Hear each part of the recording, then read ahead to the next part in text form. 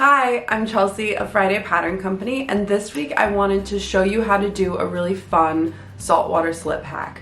So I see a lot of these dresses around with the like a gathered bust and a seam underneath the bust with like the fitted skirt and then a gather at the bottom. I'll pop some like inspiration pictures up right here, but just so romantic and beautiful, and it's something that's really easy to achieve with the saltwater slip pattern. So today I want to take you through the pattern modifications of how we'll need to modify the pattern, and then just a couple of tips sewing along the way. But for the most part, the construction will be similar to the actual construction of the saltwater slip. And I've already made it. I already know that it turns out really cute, so I'm really excited to show you. And if you enjoy this video, could you give it a thumbs up and subscribe to this channel? It just helps us out and supports us as we bring you more sewing content and how-tos and sew-alongs and things like that. Anyway, let's get started. For this hack, our front piece A is going to be cut into two pieces, this upper bust part and then the lower body part. And I am cutting it 1 inch below the bottom of the dart. And this is gonna give enough room for my chest, and it ended up being plenty of room. If you are very chesty, you could possibly make this seam line a little bit lower. So I'm just measuring, and then I'm using a mechanical pencil to make these marks. It's good when you're doing pattern drafting or manipulation to use something with a really fine, sharp point. Unfortunately, it makes it harder to see, which I realized as I was filming this, but I'm pretty sure you'll be able to see all the marks. But yeah, so I'm just marking that 1 inch. Something you're going to want to do here is take a measurement of your neckline before it is altered, because we'll need that later. So this piece is on the fold, so you're just going to measure this and then double it, and that is your neckline measurement. Next up, we're just going to cut along that line to separate our two front pieces. We'll set aside that lower half of our front piece, and we're just going to work on this bust area piece. And the first thing we're going to have to do is move the dart off the side seam, because we don't want that there for the gathering that we're going to create across the dart. So draw a line connecting the point of the dart to your neckline, and then you'll cut along the dart leg up along your line to your neckline. Once you have that finished, you can tape your dart shut so that your side seam is just flat. So I'm folding the dart out of the way, and then I'm just matching up that line so that our side seam will no longer have a dart, and the fullness from the dart is now open along the neckline. Next, we'll smooth out our neckline curve before we add fullness to this piece. So I'm just taping it in place on another piece of paper, and then I'll use a ruler to kind of create a smooth edge. You could use a French curve here. It's not super crucial to get this like beautifully, perfectly curved, because we are going to be manipulating this piece further. And then you can just trim away that little excess at the top to have your new adjusted bust piece.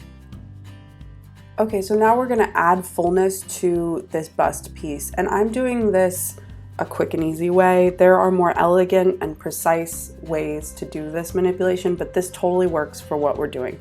So I'm marking off 4 inches on this piece, and I'm going to add an inch between each of these. So that's adding 4 inches to this half of my bust front, but because it's cut on the fold, that's actually adding 8 inches to the bust. So I'm just connecting those marks that I made to draw straight lines down the pattern piece, and then I'm going to cut along each one. Okay, so now that we have our lines, we're ready to slice and dice this piece. I'm cutting up one of the legs, and again, this is a quick and dirty way to do it, but basically I know that this line along the waist is straight, and so I'm matching it up with the straight bottom edge of a piece of paper, and then I'm just going to tape that in place, and I'll measure out 1 inch, and then I'll tape the other half. And then you just keep going with the rest of the piece, cutting off each piece and adding an inch and taping it in. And I'm again using the bottom of the piece of paper as a reference point to make sure that they are being lined up straight.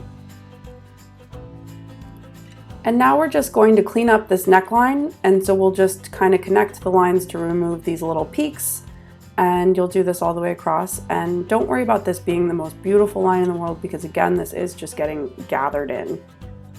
The last thing we need to do to this top bust piece is add a seam allowance on this waist seam. So I'm just taping it in place on another piece of paper, and I'm adding in a 3/8 inch seam allowance.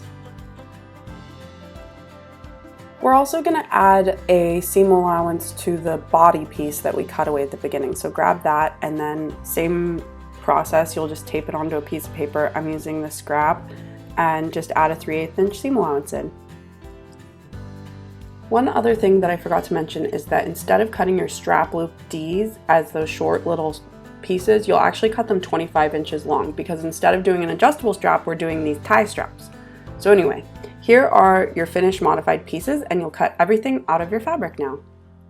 After you have your pieces cut, you'll follow steps 1 through 5 in the instructions, and then here is our first adjustment. The one pattern modification that I forgot to film was that I lined up the body piece of the front and the back, matching the side seam notches, and added a little mark where the new seam line is for the bust seam. And then I have marked that on the wrong side of my back B, and I just used some chalk to draw a line connecting the two sides. And I'm gonna add elastic to the back rather than using the side ties, because I'm doing ties on the shoulders and I just thought there would be too many strings. So I have kind of measured across my back with the elastic, pulling it taut, and I'm just zigzagging it in place along this line that I have drawn on. And again, we're looking at the wrong side of the fabric here. So I'm stretching the elastic as I sew, and I'm zigzagging it on. Here are those extra long strap loop Ds that aren't strap loops. They're actually just like our back strap that should have been edge stitched in to make like a long strap. And then we are going to pin those in place along the notches on our back. Same thing that we do in the instructions, you're just not folding it in half. So just pin those in place, and then we'll just baste them to hold them there while we do the rest of the sewing. Now we're going to add gathering stitches to the top and bottom of our bust piece. So you'll do that by setting a long straight stitch on your sewing machine. I like 4 to 5 millimeters long, and you'll sew the first line 1/4 inch from the edge of the fabric, and then the next line just parallel to that 1/4 inch from that one. And then you'll repeat that along the neckline, and then also along the lower edge of this piece. Now we're going to line it up with the body part of our front, and we're going to gather it in. So we'll start with the waist seam, and you'll just pull on your threads to start gathering them in, and then you pull it until it matches the length of the lower piece, and then you can kind of pin it in place and distribute the gathers around with your hands until they look evenly distributed. Then we're going to take it over to our sewing machine, and we're going to sew these two pieces right sides together using our 3/8 inch seam allowance. After you sew that, you're also going to need to finish this seam just however you are planning to finish seams in this sewing project. You can use a zigzag stitch or serge, whatever you want.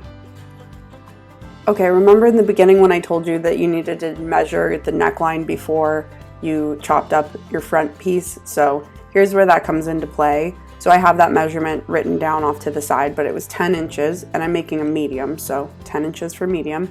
And then I'm just gonna gather in the neckline until it is 10 inches long, and then you'll just distribute the gathers around until they are even. After you have it gathered in nicely, you'll just grab your neckline binding, and we will pin that in place. This is step 9 in the instructions, and it's done just the same as if you were making the regular slip, except for that your neckline has gathers on it. After you edge stitch this in place, you're gonna just keep continuing with the steps through step 17, and then you'll skip all the parts about adjustable straps because we're just doing tie straps. And then for this version, I cut the short length, and next up I'm gonna add a gathered panel on the bottom. So here I have my slip finished, except for the hem is still raw, and I've cut panels to make a gathered tier at the bottom. So my tier is 15 inches tall, and then I measured the opening of the hem and doubled it, and then that is how wide it is. So I have 2 panels sewn together along the side seams, and then I added gathering stitches around the top. This is a lot like what we did when we added the gathering stitches to the bust part of this. And now I'm gathering those panels in until they match the width of the hem of the dress. Once you have that all gathered in, you can pin the tiers right sides together to the hem of your slip. And I'm matching up just the side seam of my tier with the side seam of my slip and pinning that in place. You'll pin all the way around the hem, and then you will sew these together right sides together. Here we are at the sewing machine to sew the tier to the hem of the slip, and I like to do this with the gathered side up just so I can keep an eye on the gathers and make sure that they're going under the presser foot correctly. And then after this is sewn, you'll just remove any visible gathering stitches, and then all that will be left to do will be to hem this tier. So you'll fold it under 3/8 of an inch and press, and then you'll just fold it under another 3/8 of an inch, give it another press, and then you can just edge stitch around the hem and you're finished. Here is the finished dress, and I love it so much. It's just so swingy and romantic, and it's really comfortable. And yeah, I hope that this tutorial was fun, helpful for you. I know that we moved pretty quickly through a lot of the steps, so feel free to leave any questions that you have in the comments below. And yeah, I hope you have a great week. We'll see you next time. Bye.